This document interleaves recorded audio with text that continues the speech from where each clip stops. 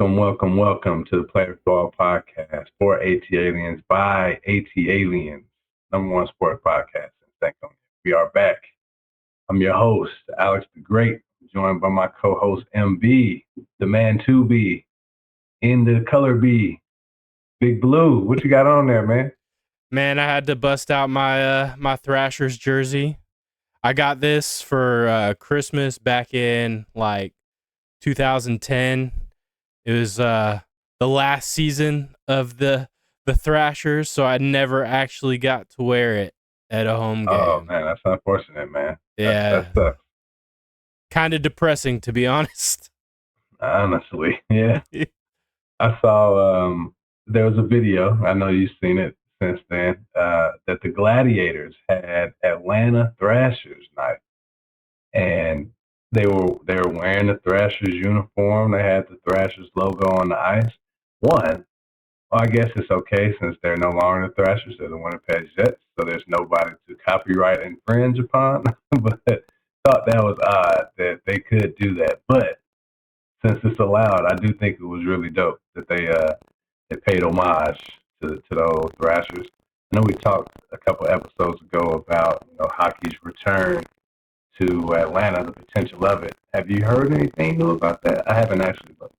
No, I haven't seen any updates. I will say the Gladiators have been doing a Thrashers promo night for a few years now, and it always gets some like really, really good publicity, a lot of hype. The fans show out, they sell out. People love it. I told you in that podcast we did, the fan support was here for the Thrashers. It was an ownership issue. It wasn't a fan support issue why they ended up in Winnipeg. So it's cool. I think it's an awesome opportunity for the Gladiators to kind of pay homage, but also show the world in a way that the South can be for hockey. It's not impossible to succeed as a hockey team in the South. It has plenty of hype, plenty of support, plenty of love, and it's cool to bust out those baby blue jerseys and turn, I don't know what they call it these days, but Gwinnett Arena, in my eyes, into a blue land of sorts. That's what we used to call the arena when it was time for hockey. It was blue land. I think it's Gas South Arena. I think that's pretty fun.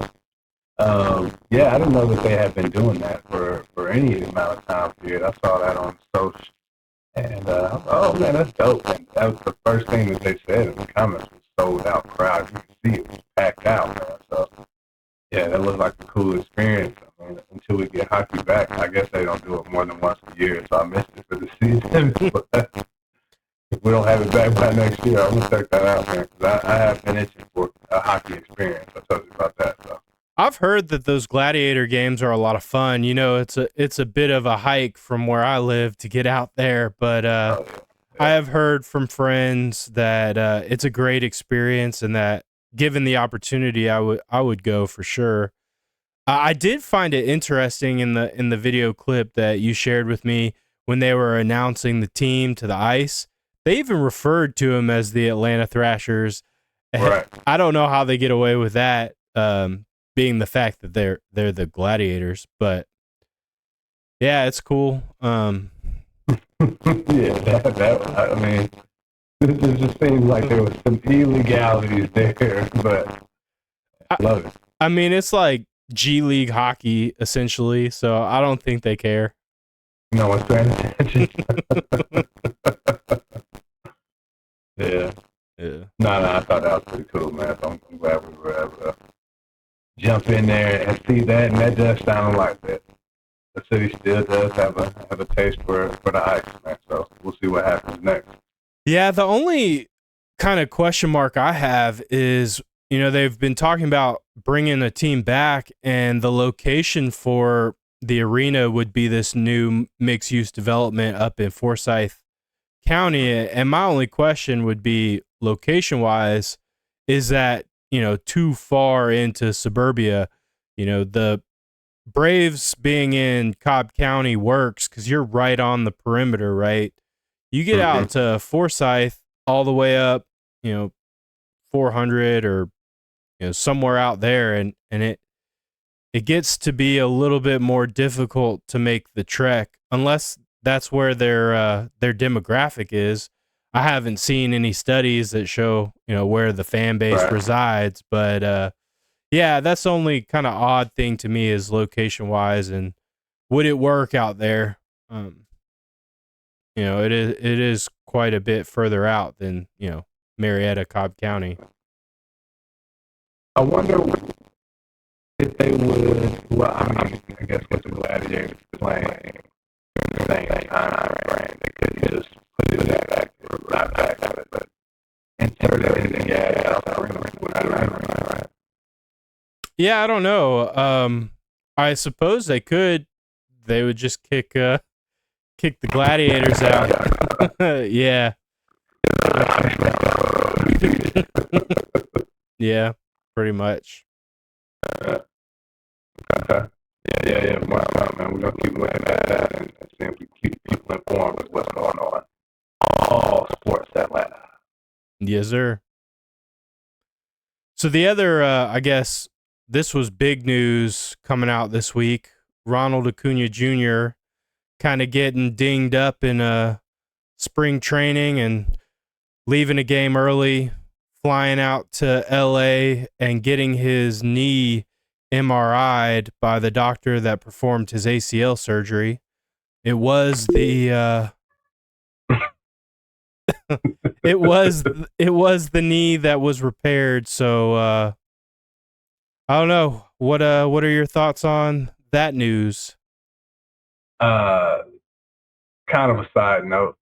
Did you hear Ronald speak? He actually spoke without his interpreter for the first time I've heard him do that. No, I did not hear the clip. It was good, man. It was encouraging to not that he has to speak English, but he lives here, right? Yeah. I'm sure he's picked up enough, and it's probably just a confidence thing. But yeah, he was speaking without his interpreter. I feel good, which is dope. He was talking about the doctor. He was basically saying that his doctor was confident, so that makes him confident. If they asked him to play today, he would.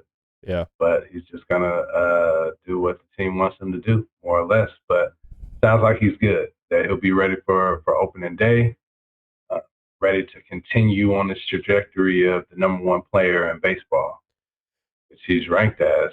Did you see that CBS Sports ranking? No, I did not, but I believe it. I mean, it's him and Shohei Ohtani got to be 1A, 1B. Shohei was not listed, but it was an odd list. So I definitely give you that. Shohei is definitely up there. He wasn't listed because he's not pitching. So what it was is it was a ranking of the best players by franchise. So the best player was going to be the true number one, right? And that was Ronald Acuna. But they had Mookie Betts as number two, who is, definitely still one of the best players in baseball. But they had him above. They had an asterisk. They had him above Shohei because Shohei's not pitching, right? And I guess they consider him a better batter. I don't know that I consider Mookie a better batter, but when you talk about complete game, Mookie has the bat, and he's also an A+ fielder. So, and he can play anywhere. He can play outfield. He can play any position on first, second, third, shortstop. You name it, he can play it. And so I would say that looking at this season, because Shohei is not pitching, I understand their logic, and I'm not mad at it. I think just in general, Shohei is a better player. But if you're looking at going into the season, ranking players going in, this season with Shohei, only being a DH essentially as he recovers from elbow surgery. Yeah, I mean, you kind of, he takes a bit of a ranking dip for that. Yeah. If it's only your bat contributing, I agree. But he got a hell of a bat, so we'll see how that looks at the end of the season. But as far as Ronald's injury, man, I think it was really scary at first. I know we had the depth to handle it, but I want that ring. I want him to be a part of it this year. And I think if he can continue on the trajectory that he set last year, even to, if he hits 3/4 of the numbers that he did last year and everybody else elevates their game, we should settle for nothing less than a series chip, man. Yeah, I'm still a little worried about the injury, to be honest. So the doctors came back and said that it was just inflammation in his meniscus. Right. But if you go back to the year after his surgery, he really struggled and he was really hampered by nagging injuries, hamstrings, his knees. And so my fear would be that this is something that's reoccurring throughout the season and that it holds him back somewhat. I hope that's not the case, but that is kind of, just this general fear in the back of my mind. Like, how long are we going to see, how often are we going to see Ronald have to sit out because he's got inflammation in his knee or soreness or something? Because what really matters is at the end of the year, he's healthy and ready to go. Yeah. Yeah, he was like 7 feet from a grand slam that would have changed that Philly series last year. So we definitely want him in the playoffs. And I do remember those times that you're talking about. That's a very relevant point. I think when that was going on, or maybe it was a different instance of when he had first come back, there was an issue of his confidence, right? He wasn't willing to test the knee. That aspect of it, I say, I'm feeling a little more confident with. But no, you have a great point on the historicals, right? He definitely was in and out of the lineup a lot, and then there wasn't real updates about what was going on. He would just kind of be missing, sore, and then he'd be back, and then he'd be missing again. Yeah, I definitely don't want that. Don't want that. Distracting. I'm not even looking down there, but when I see the camera move, I definitely go, "Oh, man, what is that?"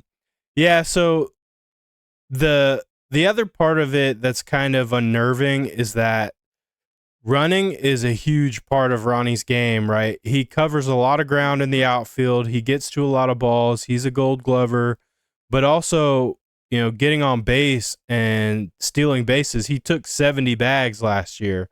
And if he can't be that threat on the base path, then it really does diminish some of what makes him so special.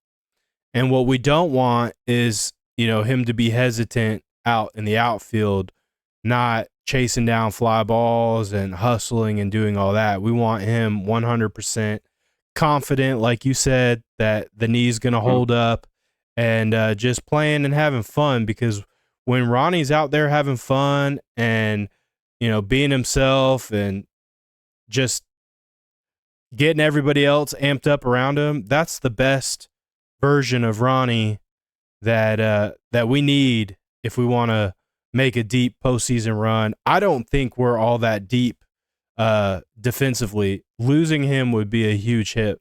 Now, we do have other bats, but, that would be a big hole in the outfield. I'm still kind of weary of what we're going to get from a batting perspective from Jared Kelenic.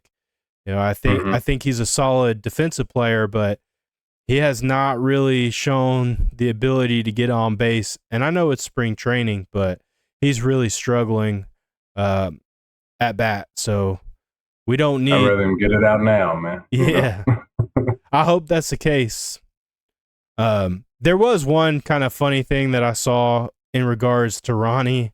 Yeah, you mentioned in the interview him speaking English without his interpreter, but he also went on X and posted just that he would be back, and some clown decided to comment that he needed to stay out of playing winter ball because their logic was it contributed to the inflammation in his knee.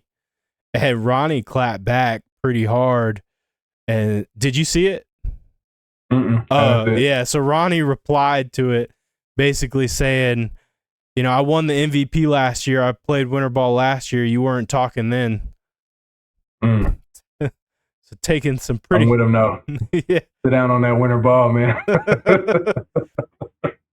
I mean, save it for spring training. No, I mean, I'm not against it, but I do think that maybe that contributed. He was out there because he goes down to Venezuela and plays, right? That's a lot of baseball. You're already playing 162 games, and you go down there for a season, which is super dope, right? You go to your home nation, your home country, and show out for the fans. You're $100 million man, but you're still putting on for your city, which is, I think that's amazing. I wouldn't want him to stop that, but it does seem like a lot of baseball on the legs.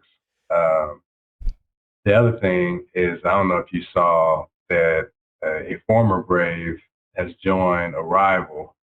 But man, if we had, Edey Rosario still, that would give me another bit of confidence, right? If he needed to sit out for a little longer, we have somebody who can do the fielding. I mean, he's not like next level. He's not going to win a Golden Glove, but he's confident.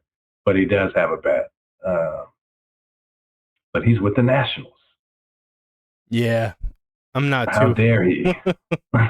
I mean, you got to take the paycheck. Yeah, get your money, man. I ain't mad at it. Yeah, I'm with you about the winter ball thing. Like, I get the sentiment that, that's a lot of baseball. Every time he goes out there, he risks injury, and the Venezuelan team that he plays for isn't shelling out $100 million for him. I get all that, but at the same time, you got to let Ronnie be Ronnie, or you're not going to get the same player, right? If he's not happy, if he's not enjoying life, then he's not going to go out there and give you 40-70 and an MVP. It's just who he is, and there's risk every time you step on the diamond. So whether it's in the winter or in the fall, to me, it's all one and the same, right? Yeah. No, you're right. You're right. Yeah. Let's keep him. I mean, if he can stay up to this season, look, he can play winter ball again. Yeah. Keep doing it. We'll see how it goes, man. Yeah. So I want to talk about the Hawks, but before we transition away from baseball, there was a former Brave that decided to hang up the cleats. Did you see that announcement? Mm-mm. All right, so Josh Donaldson, the bringer of rain. Rain Man. Yeah, he decided to retire, and I just wanted to shout him out because he was only in Atlanta for a year, but man, that was a hell of a year. Yeah, them umbrellas. Yeah, watching him trot around the bases holding that umbrella up. Yeah, that's something else. I love, I don't know why I never played third base, but the hot corner, it just appeals to me. And players that do it and do it well, and also do it with power. I guess it's that old Chipper Jones, growing up watching him do what he did, and then Josh Donaldson, and then now Austin Riley. It's just that tradition of players that have played the position, but they've got a soft spot in my heart. So shout out to Bringer of Rain. Congratulations. Yeah. Enjoy retirement. I think he has like either a newborn baby or, a toddler. So enjoy being a dad. Oh, yeah, that's fine. Yeah. I think he played 17 years. So he had a hell of a career. So ain't no shame in hanging it up at this point. Did you ever get a chip? I know he didn't get one with the Blue Jays. He spent a lot of time there. He didn't get one with us, sadly. That was a really good season. I can't remember what happened in the playoffs when he was here, but the unceremonious exit, if I had to guess. If I remember correctly, that was when we had that horrible outing. Fultonevich blew like 5 runs in the first. Yeah. And yeah, it was. I think it was 9. It was almost double-digit runs. I remember that. I think you're right. But yeah, I'm pretty sure that was that year. So Full T. Did you see Soroka got a job too? no, I thought we traded him. So I thought he signed as a free agent. I was reading on him today. He's with the White Sox, and he's predicting a big year for the South Side. I hope that he makes a nice comeback. What he's gone through to be, an ace number 1 starter to tearing a ace or Achilles, and then the next year, as soon as you make it back, you tear the other one. I mean, it's wild, man. He didn't pitch in the big leagues for 3 whole years. So, I'm rooting for him. I want to see him come back and be dominant. I hate that it's not going to be in Atlanta, because that would have been the redemption story of all redemption stories. But, kudos to him for landing a job. I hope he makes the most of it. Yeah. Shout out to that guy, to his success. Yeah. Hopefully he tears it up there. Maybe we can beat them in the World Series. Yeah. So another kind of sad injury news. Trae Young going down for 4 weeks, having to have surgery on his finger. So I want to get your thoughts. Yeah, man. So this is the evaluation period, right? Like, what do they look like with Trae? What do they look like without him? Now we get to see the without for an extended period of time. I'm not a proponent of trading them. I do want the team to still have success. I would love to, make a good run and he come back and be needed and be an asset to the team that's making a push for the playoffs. But if they don't, I think that's all the evidence, if we needed more, that the personnel, the staff as it is, isn't going to work. That team is not built to succeed. So they won their last game. They beat the Knicks yesterday, but the Knicks are down their top 3 stars. Literally their top 3, all 3 of them were out. So they did beat the Knicks, but they lost back-to-back to Brooklyn, who has a worse record. Not a whole lot of pieces there. And then they beat the Jazz, who, they started off hot, but they don't look good at all. That was John Collins' return to the A. He did like a little 12-4. No disrespect to him, but man, what an upgrade Jalen Johnson has been. That's who I think has actually shined a lot. So wishing Trae a speedy recovery, right? I want him back on the court as soon as possible. He's quickly become one of my favorite players to watch, to root for, and he plays for my team. So I'm in his corner. But when he's out, I do want to see who's going to step up. Now, DJ has done that. So they play 4 games right now without Trae. They're 2-2. Well, you're not including tonight, which, spoiler alert, they beat the Cavs. They did beat the Cavs? Yeah, 112, I think, to 101. I know Donovan Mitchell didn't play. So another star down, right? I mean, so will they call it? Yeah, a win's a win, but so that hits to the first part. Maybe they can have some success, and he comes back to a situation that is optimistic, would be the word I describe it as. But so I had to look at the stats for today and see who contributed. But Jalen has kind of been going off. I think on 3 of the 4 games. I don't know what he did today. So 3 of the 4 games, he did very well. Was either first or second in points.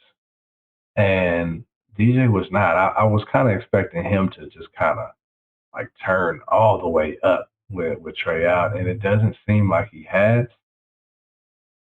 And I don't think that bodes well. Obviously, there is talks about DJ and Trae just not working as a backcourt. I am an agreeer with that point. So, but I still want my man to get loose. And that way, maybe we get a good trade for it. But we'll see what shakes out. What do you think about it? What does it look like tonight? You looking at the numbers? Yeah, I was just curious because I saw Jalen had over 20 last night. I don't know what his stat line finished at, but going into like the double, couple blocks, couple assists. Yeah, I think going into either halftime or the third quarter, he had 22 points already or something like that.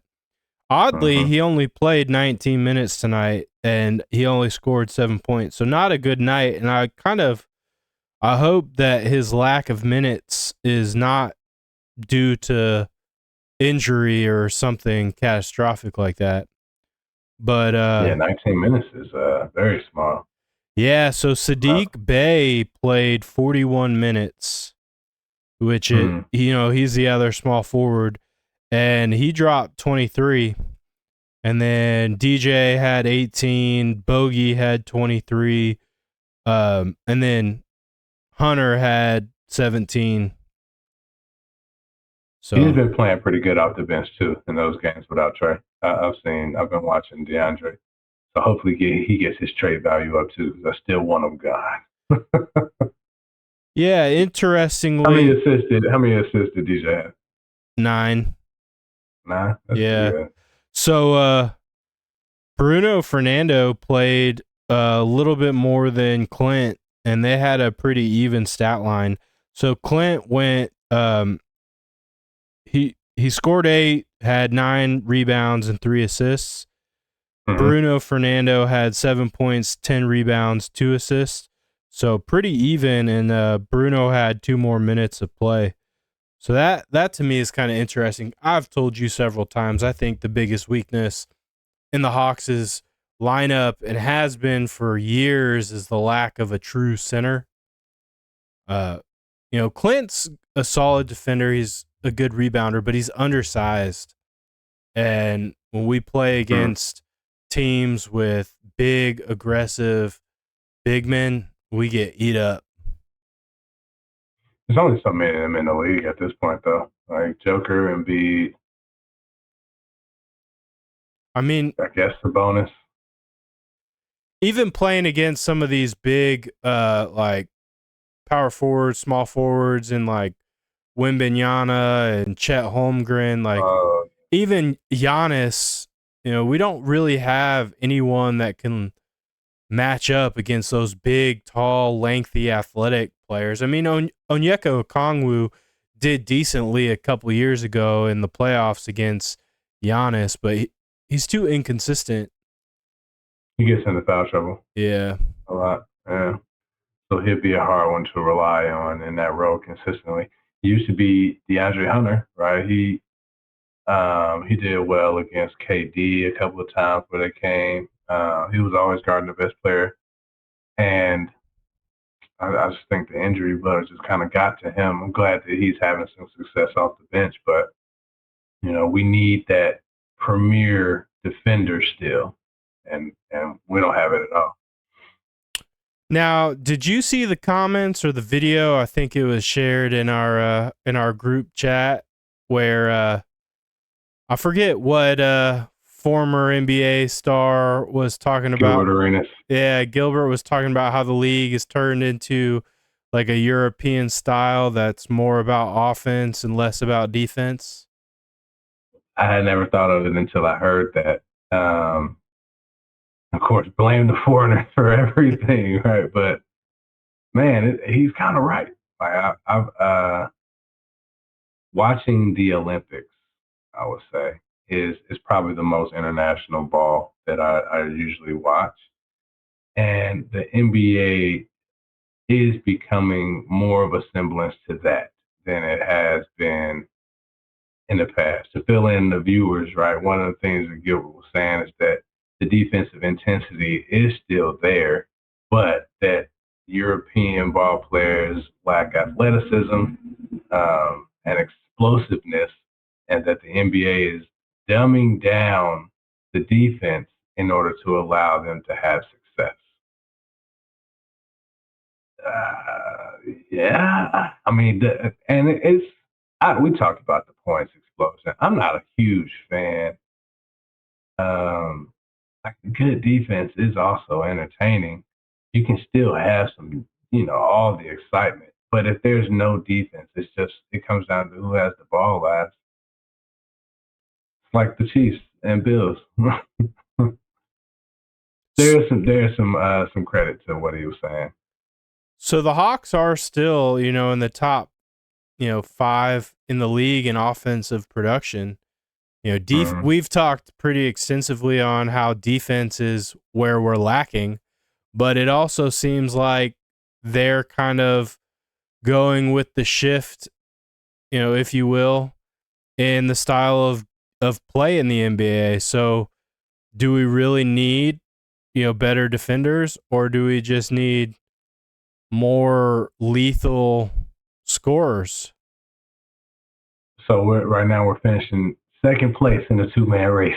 is how they would have said it in the Numbers movie about the African American. I can't think of her name, but the African American mathematician. She was a calculator before calculators were machines. Mm-hmm. Helped us get to the moon. But that's one of my favorite lines, and that's like we're finishing second place in a 2-man race. Like, no, our defense is still trash, even with all the the changes that have been made. I think our offensive efficiency that's almost completely due to Trae Young, right? He can score at a very high clip, and he's the best passer in the league, right? Second in assists in the league. So that's what's leading our offense. I don't think it's the European style of play. I think it's Trae who is maybe he's built for just a high speed offense more than it is, a lot of ball movement because the ball does get stuck in his hands a lot.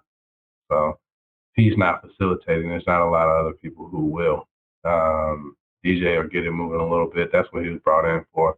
Jalen Johnson has actually been a pleasant surprise in that regard, but I do think a defender, even with the league transitioning, if you have somebody who can shut down like a top scorer, yeah, that's really beneficial to your team.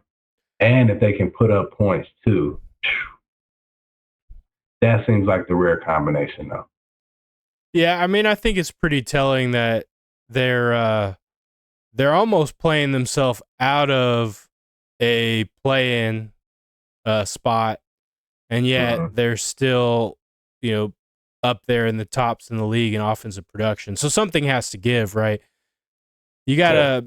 I don't know if you need to sacrifice offensive production for defense, or if you just need to find, scorers that can defend better. But we definitely, I think, have to improve the defensive stat line if we're gonna get anywhere, moving forward. That you can't just win scoring points.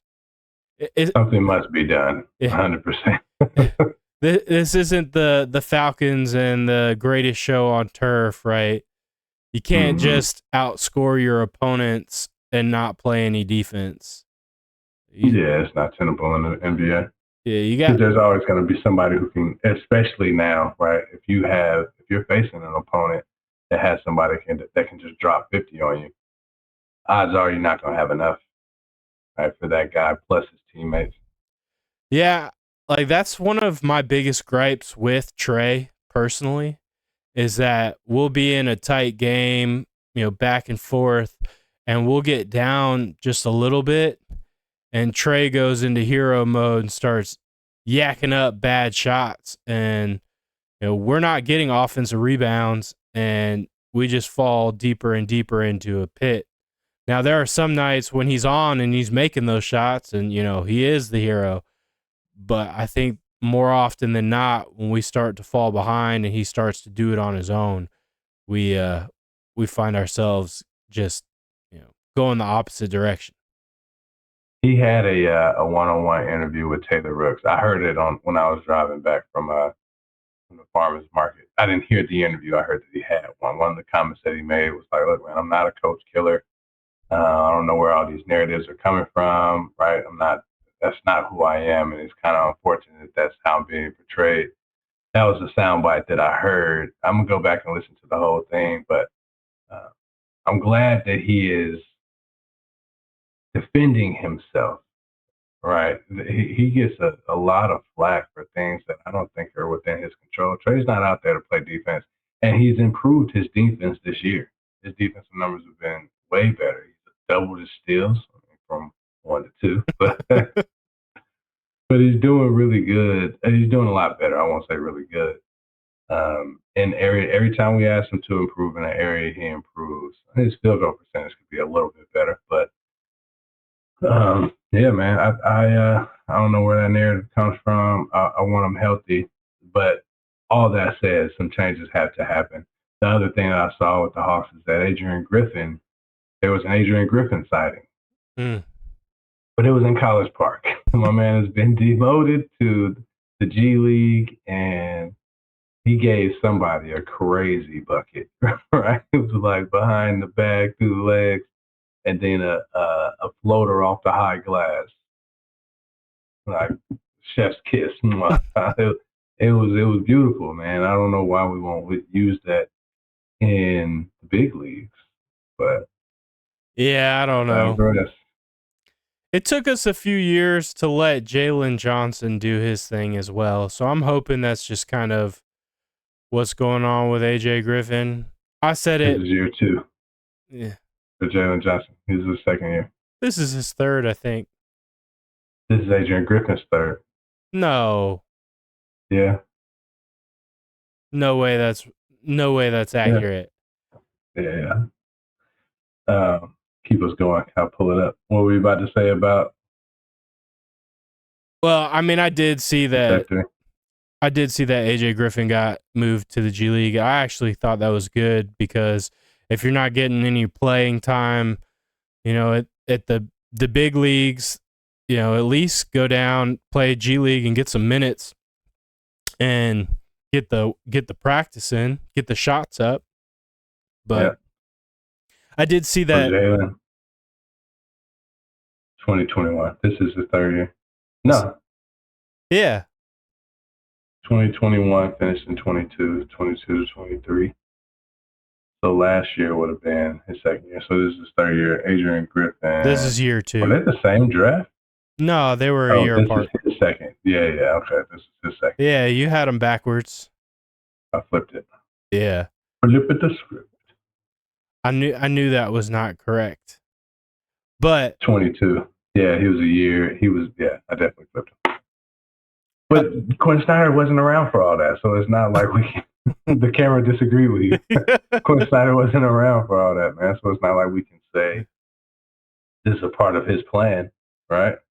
Right. But he's in there making decisions with the front office, I hope. Yeah, I hope. I'm just saying, if the expectation is that he's going to get more run next year just because he's young this year, I don't think that may not be realistic. Yeah, I mean, I can be optimistic and hope, but if they're not going to use him, they need to move him. We said it, I think, last week or the week before. If you're not going to use them, move them. Get someone that you're going to use, because stacking all these pieces in the G League, it's not going to get us anywhere. Right. We haven't drafted. Jalen is like one of the only youths that's played in the last 3 or 4 years. Oh, at high minutes. Onyeka. And Onyeka, yeah. Which he's still super young. I think he came into the league at 19, so he's like 22, 23. So I still have a lot of optimism that he's going to reach some of his potential because he has tremendous upside. His athleticism is impeccable. He's got to stay out of foul trouble, like you said. He's undersized though, just like Clint. Yeah, but I don't see him as a center. I see him as a power forward. Power forward in today's league, gotta be able to shoot, man. And we talked about that. I think he put up a 3-pointer at one point this season, but To be a 4, it's like the stretch 4 is the new standard. You gotta be able to at least pull it out to the mid range and knock an elbow jumper down. I don't think that's within his repertoire right now. I mean, do you look at Giannis as a shooter? No, but he's also unstoppable to the rack. He has handles. He has enough handles to dribble it in. He can create offense for himself. Onyeka cannot. But that's where I see, Onyeka has the same level of athleticism. So if he could model his game kind of in that Giannis style, he would be formidable. Now, I don't think he's going to be as good as Giannis. Giannis is... Yeah, that's a stretch. If I model my game after Giannis, I would be formidable. I'm sorry, but you don't have the athleticism of Onyeka. Now with my injury report from last week, right? Yeah. But no, I'm serious. Like, just being someone that can take it to the rack with authority, high flying dunks. That's how I see Giannis, and I think Onyeka could do that. But that one aspect that I want you to just evaluate real quick is the ball handling ability. Never seen Onyeka handle the ball. Giannis will bring the ball up. He will go coast to coast on you. That's not something I've ever seen Double O do. Giannis invented the point forward position. So what? Well, you gotta put some respect on LeBron James' name. All right, I'll take that back. LeBron invented the point forward, but Giannis fits that point forward position. Yeah. And to your point, I have never really paid attention to Onyeka ball handling ability because we just never have seen it. I don't know if it exists or if it doesn't, right? It's just not something he's asked to do. Most of the time it's catching a lob from Trae. So right. But that shines a light on Jalen Johnson now because Jalen will drop a dime on occasion. He'll have some very good assists and he'll bring it up. Yeah. And when you have a Trae Young, you have the best passer in the league. It is rare occasions that'll happen, but we've seen it. I've seen it multiple times. I ain't never seen it with Double O. Yeah, I'll agree with you there. Yeah, we'll see where it goes. I'm still a big fan of his, but if he can't shoot and he can't stay on the court, get him out of here. Yeah, I mean, there's a giant kid. I think he's a Toronto. Is that right? Toronto. He plays for Zach Edey. You heard that name before? I mean, it does sound familiar, but couldn't say I've watched him play. So he's a massive man. He's 7'3". I think he's 300 pounds. So weird. I don't know how to stop him from doing that. The robots, they're taking over. He moves well. I think it's Purdue. I think he plays for Purdue. He said he's done with college ball. He's entering the draft. There are a lot of people who are afraid of his size just because I think that historically that has led to injuries at the higher level. But he would be a force. I think he could be that big for Trae. I don't know, man. I've just been having ideas about it. He's just a giant man, and he moves really well. Not even for his size. I just think he moves well. That's what we need. We need a dominant 5, somebody who can do it on offense and defense. Is Zach Edey the guy? I don't know, but is he worth a look? Yeah, I think so. So I'm definitely you look him up. I'm definitely not right now, but I'm definitely a little bit biased. I've known you for a long time, but I trust you as a Hawks GM more than I trust Landry Fields. Coming out here in sweatpants all the time. That's all he wears. Like, man, listen, the clothes make the man. The clothes don't make the man, but dress the role, bro. at least. Right? You don't work from home. You know what I mean? Does that translate to him making better moves? I don't know. I loved Kyle Korver when he was playing in Atlanta, but just because you can play doesn't mean you can front office, right? Mm-hmm. And so I have very little trust and faith in the Atlanta Hawks front office at this point. So Yeah, they definitely, definitely haven't earned it from you. I would pick you all day over them. Lead us to a ship. Oh man, thank you, man. Thank you. Maybe they'll hire me on. I'm sure the money will be right. Yeah, be a little bump. Yeah, just a small one, you know.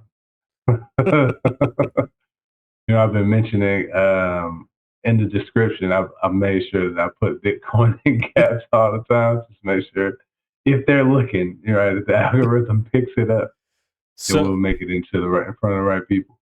I got a shout out one of our followers, Kyle Smith. He's been listening Saw Kyle's comment. and Yeah, commenting and big shout out to Kyle. Much love, Kyle. yeah, buy the dip, my brother. Buy the dip. By the day. But this is not financial advice. It is not financial advice. It's just entertainment. Yeah. Yes, sir. So you shared some news with me earlier today that I had not heard. And so I'll be honest, I'm a little bit played out on all of the narratives in and around the Dirty Birds with what we're going to do at the quarterback's position. I've seen a million articles, all this speculation. It's going to be this. No, it's going to be this. And so it's just kind of wearing on me a little bit. But I did not see this story. And so with that, I'll let you introduce what you shared with me earlier today. The rumor report is at an all-time high, my brother, and it's sickening at this point. Excuse me. I said a couple episodes ago, man, like I just want to get it done, make the right decision, and tell me why you made it because of this. And it seems like it's just there's someone fanning these flames, and they're just getting bigger and bigger, right? We were all in on Justin Fields last week. That was the news. Justin Fields was on a call with his agent, and somebody said, "You're going home." Justin Fields is a lock to the Falcons. Not even a week later, bro, we're talking about Captain Kirk. So the news came out that Kirk Cousins is looking at moving his family from Minnesota to the A. Why would he do that other than to escape the code? It's being said that he will be the next Falcons quarterback. So it was Mike Florio, and we'll tag the link in the description. But it was Mike Florio. He was on with the punter. What's the punter's name? McAfee. He was on the McAfee show, and he went down the trail of saying like that he was looking for schools for his kids. His wife's family's from here. They're looking to transition. They want to be settled before the season and all this other stuff. All right, so that was the news that came out. Then he said that had been fact checked, but he said there's another piece that hadn't been fact checked, but that he had heard it on good authority that he had already asked and started negotiating with Mr. Kyle Pitts to get the number 8 jersey. Now, I did see that report, and I did see a comment directly from Kyle Pitts kind of saying that was completely fabricated. Made up. Yeah. Yes. So he responded, he retweeted it and said, y'all make up anything these days, basically. But with him adding that caveat of saying, this is the one that I didn't fact check, people are still leaning. They're giving him some credence to the other things that he said. He's been in the game for a while. I'm sure he has some good contacts. I don't know how to feel about it though. Yeah, I mean, there's a lot of beautiful reasons to move to the city of Atlanta that aren't football related, you know? Mm. So maybe if his wife is truly from Georgia or the South, maybe it makes sense to move here without being the next quarterback for the Atlanta Falcons. So Now, I see your call and I raise you. Right? Watching the quarterback, Kirk Cousins ain't moving nowhere without his family. So if they're relocating here, but he's going to stay in Minnesota to quarterback there, and he takes a day off every week to go home and be with his family and take his kids to school. He can't do that from Minnesota. he's retiring. No, there's a bag. There is a bag waiting for that man. Yeah, Even if he takes a short contract, right? Yeah, I hear you, and I tend to agree with you. I was just trying to throw some ice on that fire because I don't want Kirk Cousins as our next quarterback, to be honest. I think I've said it before, only because of the money. I think he will command too much, and he's a temporary fix, right? He's, what, 30, 35 plus years old? So, yeah. There's only he's older than Russell Wilson? Yeah. I don't want him either, which they may have been talking about the Kirk Cousins rumors on the radio when I tuned in, and I just missed the Kirk Cousin part, but they were talking about Russ, and they had being a weirdo. Yeah. Oh, man, the disrespect, man. Go ahead, finish your point. Yeah, but that was wild. Before my man called Russ a weirdo in the locker room, he was talking about how the rumors were, Sierra, she's from Atlanta. That means Russ is going to move to Atlanta and be the next quarterback of the Falcons. And then, in the same breath, it's like, well, Future's also in Atlanta. So that might create some conflict and reason for Russ not to want to come to Atlanta. But I just look at all these rumors and I said, it's kind of getting played out for me. And it just tells me one thing. Nobody knows. Nobody knows what's going to happen. And they're just trying to keep people engaged and keep people listening and reading and speculating. And that's kind of what reporting is these days is, we talked about it, trying to generate clicks, trying to generate talk. And if this week it's Justin Fields and next week it's Kurt and the week after it's Russ, it just keeps people talking. It keeps it, trending, and the cycle moves on, even though there's, very little basis to all of it. I'm going to try something. There's smoke and mirrors. That's all it is. Smoke and mirrors, bro. I don't know what's really going down with the Falcons. I want to know, but that information is not readily available. So until then, I wish I could say I would stop listening, but I'm not. Right? No, you have to see it if you're engaged as a fan. Like, you just have to take it with a grain of salt. And I think if there's one thing that would really shock me in this whole, rumor circumstance, whatever we decide to do, the thing that would shock me is if we trade up and go after a quarterback in the draft in the first round. Do I think that we, have potential to draft someone second or third round or later, just, to add some depth at camp?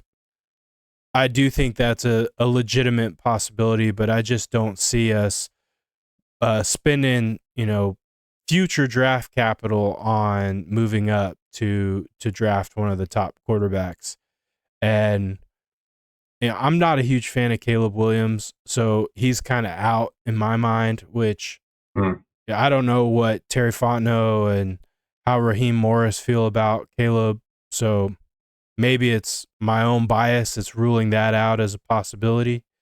But, Drake May and Jaden Daniels and even Michael Penix, as good of players as they may be, is a very low success rate.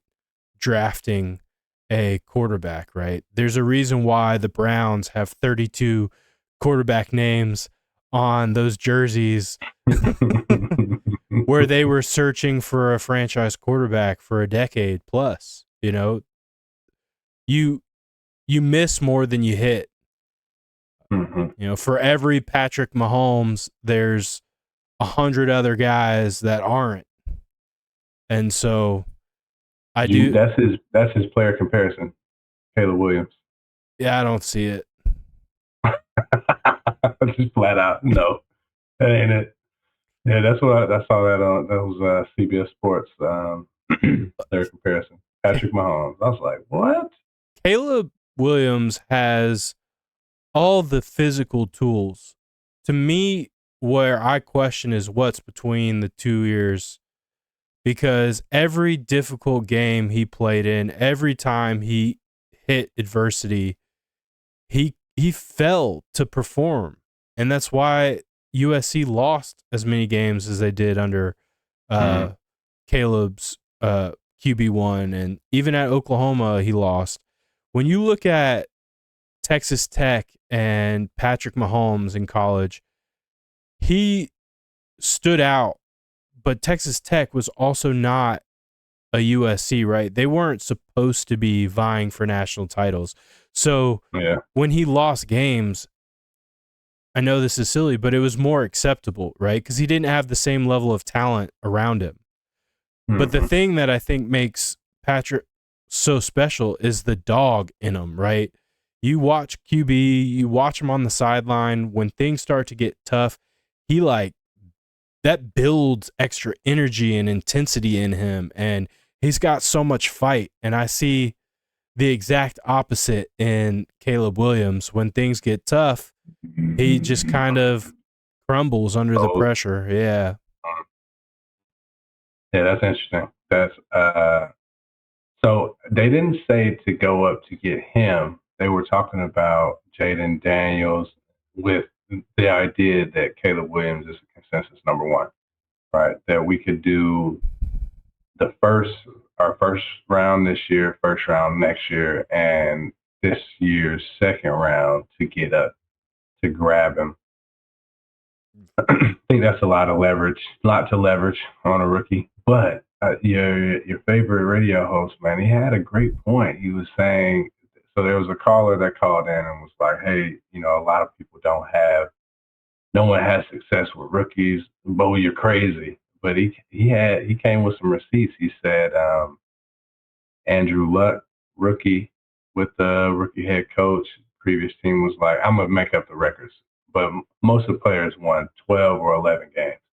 Andrew Luck, Matt Ryan, Joe Flacco, Dak Prescott.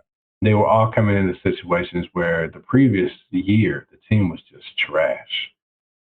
And they came in as rookies, some of them with rookie head coaches. We don't necessarily have a rookie head coach, but they had success. It was a long list. He named like 8 or 9 quarterbacks, both recent and I feel like Matty Ice was probably one of the older guys. Him and Joe Flacco came in the same year, but I mean, out of the quarterbacks you named, only Joe Flacco has a Super Bowl. Well, the Falcons don't have one as an organization. So. I know.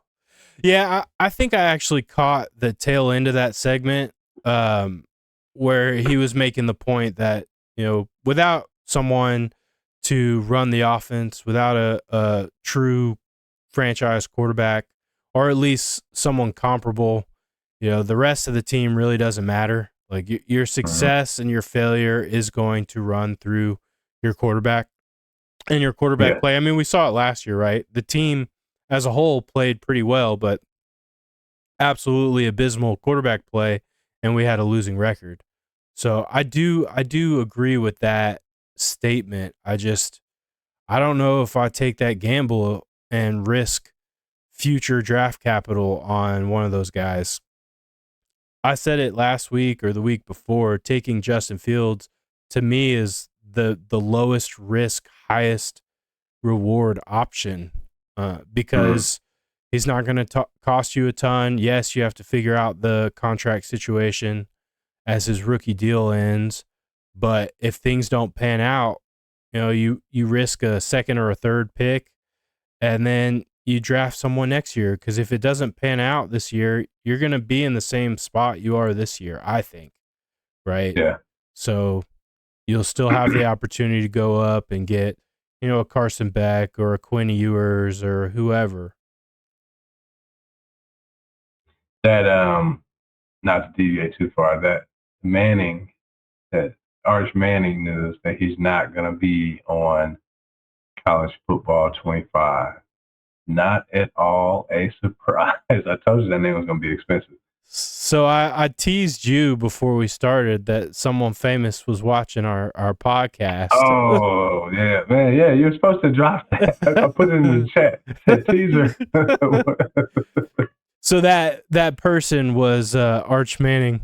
He had to be listening. He heard us talking about him.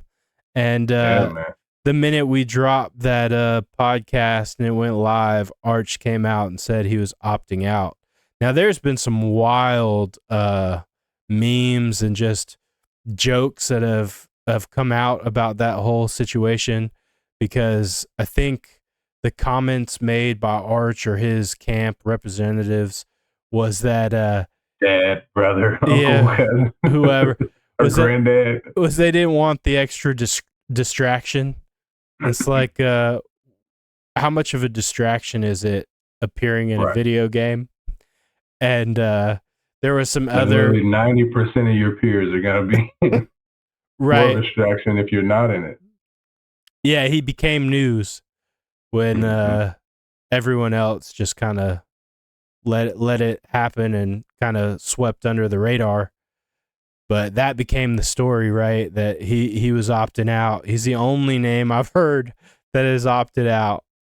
So it's pretty funny that you took that stance, and then he heard you and was like, "Yeah, man, I think I'm gonna do it." Arch, man, you got to comment, like, and subscribe, my brother. We got a bunch of more. We'll talk about you every episode if you do that. Come on, man. Give us the subscribe. Hit that notification bell. Yeah, come over to Stankonia. Oh yeah, man. We'll play you. You could be the next Falcons QB. They keep playing these games. Yeah, I mean it's some wild stories. It is that kind of silly season where there's no games being played. Spring practices are kind of getting underway at some schools, but there's not a whole lot to talk about. So you see these crazy stories, and people were just poking fun at the comments that were made. And I saw someone was talking about how no one was going to be trying to play as Arch Manning third string QB anyways. Like, no one's going to notice him not being in the game. I think that's a little outlandish, but just because the name Manning. But it is funny that they gave the reason as that they didn't want it to be a distraction. Right. And then I did see some comments today that were, and I haven't verified these statements from the family, but there were some comments that he had stated he wasn't going to participate in NIL until he became a starter.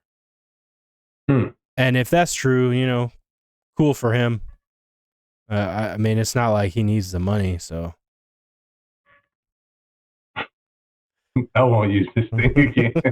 The robots are taking over. It was really cool with the smoke and mirrors, though. Man. If I can add that effect in every time. Feel it? I was late. Yeah. Oh, man. Going off the rail. But yeah, I mean, league opens up next week.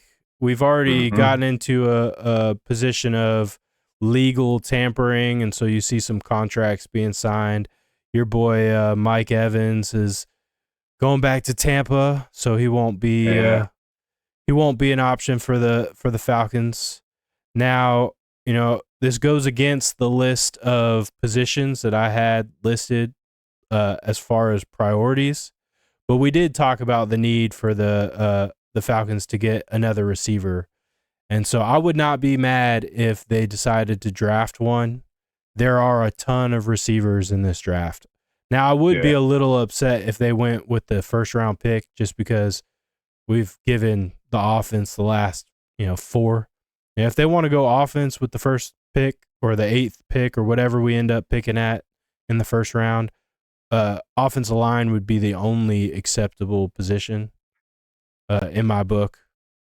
But I wouldn't mind seeing them draft a receiver, and one that kind of stands out to me is Edey Mitchell, former Dog, went to Texas. We've talked about him a little bit because during his draft announcement, he shouted out how he was changing his little girl's life and fulfilling his dreams. Yeah. He ran an incredible 40. I think he was like a 4.34, and he's big, he's tall, freak athlete. His teammate Xavier Worthy broke the combine record for 40, 4.21, which is absolutely insane. But of the two, I think I would take Edey just because he's got the size and the speed. He's not just straight line fast. A lot of times those straight line fast guys don't pan out anyway. Like, he broke John Ross's record. John Ross didn't really ever do anything. I remember back in our Madden days, I picked up John Ross because of his I got a frog in my throat. Picked up John Ross because of his speed, and he would definitely, he'd get by that corner. So if I had a decent offensive line, you can throw it over the top. He dropped it more than once. Bricks for hands. He did that in real life too. Yeah, so a scenario that won't happen. Marvin Harrison Jr. They just go QB crazy. QB 1, 2, 3, 4. I know two of those teams need offensive linemen, and he slips and he's within the pick, or he falls to us. Are you okay with that pick at number 8? Yeah, I retract everything I just said. No, I made those previous statements under the assumption that Marvin Harrison Jr. was completely out of the realm of possibilities. Now, I think he is, but I would not trade up to go get him. But if he somehow magically lands at 8, yeah, take him, please. 100%. Yeah. So, I would say the other one that I think would be neat, but outside of the first round, would be Ladd McConkey. Yeah, he put down a nice little 40 time too, right? Yeah, I don't remember exactly what it was, but his 4.4, something like that. 4.24. Maybe 4.24 is too fast. Yeah, it was way too fast. Yeah. It was either in the 4.3 or 4.4 range, which is still, he was fast. What I think he excels at is route running and his agility, just getting in and out of breaks. He's sneaky fast. They showed a clip of him going through, I don't know what they call the drill, but the receivers run and then they cut and then they run the entire width of the field, catching balls left and right. And then when they get to the other sideline, they cut up and head towards the end zone. And he did not drop below like 17 miles an hour the entire time. He just maintained speed. And he was like straight. You watch some of those drills with other receivers and they kind of slow down to catch the ball. He didn't. He just ran. Caught every single one. I'll take him. We not sure why the Falcons have always been so opposed to drafting dogs. Maybe he'll be the first in a long time.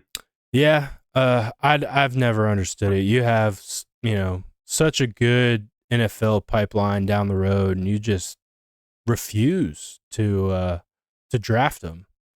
There has to be something there, though. Like, what is it? There's something there that they're looking to avoid. I'm not quite sure what it is, but it seems intentional. It does seem intentional, and the only thing that I've heard, and this is hearsay, but the the thought process is these guys, Athens is pretty close to Atlanta. It's like, 45 to an hour, depending on what traffic looks like. And there's a fear of being so close to home being a distraction, right? Sometimes it's good to get away and be in a new city, surrounded by different people, and that way you can focus on your craft and your teammates. But, like I said, it's hearsay, and to me, there's not a lot of teeth in that argument. I do understand it's better than nothing, though, right? Yeah, it is better than nothing, but yeah, I think that's a cop out. So yeah, maybe it is. I can't think of another reason that the distraction one is one that obviously it's back to the rumor mill, but yeah, I lend some credence to that because nothing else has come out. I think it could be a distraction, but if you got a baller, you got to take a baller, bro. I mean, distractions be damn. All right, you pay people to work. yeah, They don't work, they don't get paid. I mean, you don't obviously you don't want to invest draft capital in a player that you think isn't going to be into it or up to the challenge of focusing on work. But if the talent is there, man, you gotta at least try to strike that iron once or twice. They just don't seem to have ever done it. I can't remember the last Georgia player the Falcons drafted. they drafted, I think, John Fitzpatrick, and I forget what the offensive lineman is that's on there now, but it was like late round picks, not guys that were, even projected as starters ever in the pros, right? Like, I'm talking about them dogs who are dogs. yeah. You know? Yeah, I mean, I would be excited if they took Amarius Mims or Brock Bowers or Lab McConkey. I don't think Brock is realistic, and you'd have to take him too early to justify it. We don't need another tight end unicorn. We need the one we got to play unicorn. But keep his number. Yeah. Yeah. But yeah, I mean, I think I read an article where Lou Williams talked about playing, at home when he played for the Hawks. He's from South Gwinnett High School, and he did mention that being at home and being comfortable and just being in your your natural environment did make it harder for him as a player to separate and like look at it as a job, right? Because he was comfy, and he didn't feel like he had that same dog and that same hunger to go out and put on like he did, and it contributed to his decision to retire. But yeah, that's what I was leaning on. Not necessarily Lou specifically, but that aspect. The other part of that is, not only are you closer to home, but you're closer to home in the sense that once you go pro, maybe that's not what Lou experienced or what any player. Well, we know there's players that experience this. Once you go pro, the hands come out, right? Let me have some. What can I have? I want more, sir. It's easier to avoid that if you're, across the country. yeah, You change the cell phone number, but if you're just living in your crib, 7 miles from your cousins and your third cousins and your uncle twice removed, and they can just come and ring that doorbell. Man, that can become quite a distraction. I can see that being the case. yeah. I mean, it can still be a distraction if you're going to Virginia, Bad News Virginia, every weekend to fight dogs with your homies. So yeah, it works. That was more of a ways. summertime pleasure, though, right? What was it every other weekend? I think in the documentary he said at one point he was going home anytime they weren't playing. Yeah, like it became almost an addiction for him. Yeah. But I digress. So, we're running up on time. I'm going to lead you with one final question in regards to the Falcons. I've heard it, asked several times on the radio, a couple articles, but it seems more and more likely that Calvin Ridley becomes a free agent. Should the Falcons approach him as an option at that receiver position that we need somebody? No.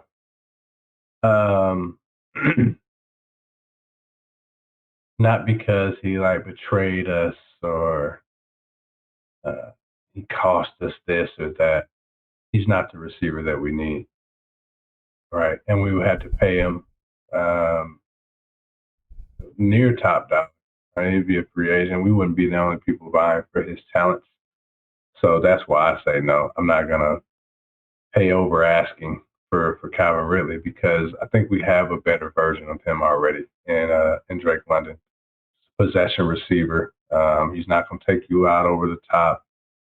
Great route runner, but I think we need a burner of sorts that's going to open things up for the middle of the field. He doesn't fit that for me. No, I'm not bringing him back. Would you bring him back? I think for the same reasons we were talking about with Lewis Williams and the Georgia players not being drafted is kind of the same reason I don't bring Calvin back. And it's not that it's a distraction. It's just like something just didn't work here in Atlanta for him. I heard, his house was broken into and he got robbed and like the situation just was not good for him and it played on his mental health. And I just don't think him coming back into that environment, even if, he's, quote unquote recovered or moved on, I just don't think it's probably the best idea. Now, him as a player, do I think, he makes our team better? Absolutely. But to your point, I don't want to pay a ton of money for that position, especially when there's a lot of talent coming out of the draft that you can get for cheap that better fit the need, right? Like you said, we need a receiver that can take top off the defense. So for those reasons, I don't. But I do think, there's a compelling story there and there's enough reason to at least ask the question and contemplate, like, would you take him back? And if it was a question about Calvin Ridley as a football player, I say, yeah, let's take him back. But I just don't think that it's a smart move for him to even entertain the idea, even if we wanted it, right? Brittany still has his jersey. I'm sure she'd be a fan of him coming back. We got that 18 upstairs, man. Yeah, I wouldn't be mad at it, but if I'm making the decision, no, I don't go after him. We got to reserve that number 18 for Arch Manning because after this podcast, he's gonna be the next quarterback for the Atlanta Falcons. Welcome to the city. Arch, I can't call you Archie, right? That's your granddad's name. But man, we're glad that you're watching. We're glad you're listening. Thank you. Welcome to the program. You and our boy Nick. Did I get that right? You talking about Kyle? No, not. We already shouted Kyle out. Big up to Kyle. Talking about Nick. Which Nick? All right, there we go. We go wrap it up, man. Shout out to Arch, man. Shout out to Big Kyle. Shout out to Bitcoin. Taylor Swift. Travis Kelce. Jason Kelce. Hell of a career. Ice Trae the gang. Oh yeah. One last anecdote because this is the Players Ball podcast. Did you see that Big Boy had a reunion backstage with Andre, the flautist? Yeah, I saw that, man. Them dudes always dangling them teasers out there like something's gonna happen. I need to see it. I won't get my hopes up. We need some new Outkast music. It's been over a decade. At least a song. Yeah. You gotta do a whole album. Give us a song. Give us a taste. I mean, Andre could be back there doing his flautist routine, and Big Boy just drop the bars. That reminds me of that Key and Peele skit. You remember that? Oh yeah. He like comes in a Peter Pan costume. Or is a super weird tea drink? Yeah, man. Yeah. Yeah. Wild. All right, man. Well, thank you. We love you. We love you. Keep watching. Keep listening. Like, subscribe, rate, review. Hit that notification bell, and let's keep this thing moving up like Bitcoin. Hey, to the moon, man. Yes, sir. Let us know your thoughts, Kyle Nick. I'll let you. Thunder lightning. All right, man. Peace. Peace.